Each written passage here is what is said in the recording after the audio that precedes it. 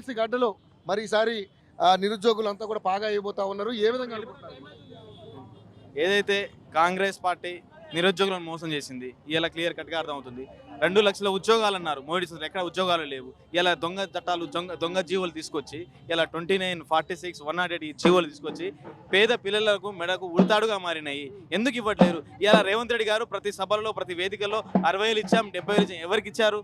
ఎవరికి ఇచ్చారు? మీ మంత్రుల పిల్లలకి ఇచ్చారా? మరి వేరే వాళ్ళకి ఇచ్చారా? మరి ఎవరికి ఇచ్చారు? మాకైతే ఇవ్వలేదు. నిరుద్యోగులు అయితే మేము మీ ప్రభుత్వం అధికారంలో రావడానికి చిక్కడపల్లి నుండి, ఉస్మానియా యూనివర్సిటీ నుండి, కాకతీయ యూనివర్సిటీ నుండి ప్రతి విద్యార్థి స్వయంగా బయటికి వెళ్ళి ఇలా కాంగ్రెస్ పార్టీని గెలిపామని చెప్పేసి ఊరు వాడ పల్లె పట్టణాల్లో బస్ యాత్రలు చేస్తే మాకు ఉద్యోగాలు ఇవ్వకుండా నువ్వు ఎవరెవరికి ఉద్యోగాలు ఇస్తుంటే మేము ఏమనుకోవాలి? ఇలా జియో 29 మీద గ్రూప్ 1లో 3 కోట్ల పోస్టులు అమ్ముకున్నారు. అది బయట తెలుస్తూనే ఉంది, బయట వాతావరణం కనబడుతూనే ఉంది. అయినా కూడా అర్ధరాత్రి అపాయింట్మెంట్లు ఇవ్వడానికి గల కారణం ఏంది? ఏదైనా గవర్నమెంట్ ఆఫీస్ 5 గంటలు పనిచేయడానికి అరుదు.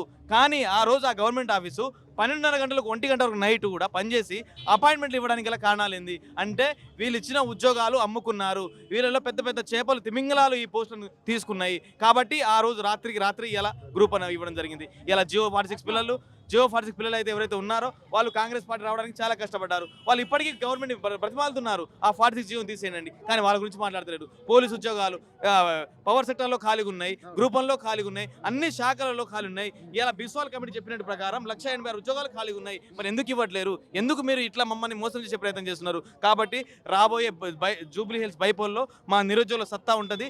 రేపటి నుంచి ప్రతి 100 మంది స్టూడెంట్స్ కూడా రేపు జూబ్లీహిల్స్ ప్రచారం చేస్తారు. ఎందుకంటే యువత 46% అక్కడే ఉన్నారు, ప్రచారాలు హోరెత్తిపోతారు. ఏదైతే కాంగ్రెస్ పార్టీ కోసం అక్కడ 20 మంది ఊళ్ళలో పనిచేసామో వాళ్ళందరూ వచ్చి జూబ్లీహిల్స్ పడతారు. దాదాపు 100 మంది అధికారికంగా వాళ్ళు ఉన్నారు, ఆర్థికంగా కూడా బలంగా ఉన్నారు 3 పార్టీలు. సో మీరందరూ సాధారణమైనటువంటి రోజు 5 రూపాయలు భోజనం చేసే పరిస్థితి మీది.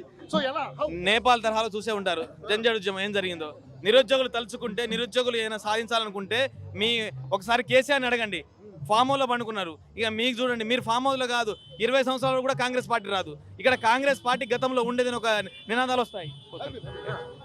కాబట్టి ఇలా జూబ్లీహిల్స్ బైపోల్లో నిరుద్యోగుల ప్రభావం సత్తా ఉంటుంది. రేపు చూడండి, ఎందుకంటే దాదాపు 100 మంది ప్రచారం కోసం. మాకు స్టార్ క్యాంపెయినర్ లేరు, కాంగ్రెస్ పార్టీ లెక్క మాకు స్టార్ క్యాంపెయినర్ లేరు. మాకు నిరుద్యోగులమే స్టార్లు, మాకు మేమే స్టార్లు ఇచ్చుకున్నాము. కాబట్టి మేమే స్టార్ క్యాంపెయినర్లుగా ఉన్నాము, మేమే పనిచేస్తున్నాము. నిరుద్యోగుల సత్తా ఏంటో కాంగ్రెస్ పార్టీకి రాబోయే జూబ్లీహిల్స్ స్థానిక సంస్థ ఎలక్షన్లో, రాబోయే ఇంకా ఎలక్షన్లో కూడా చూపెడతాం.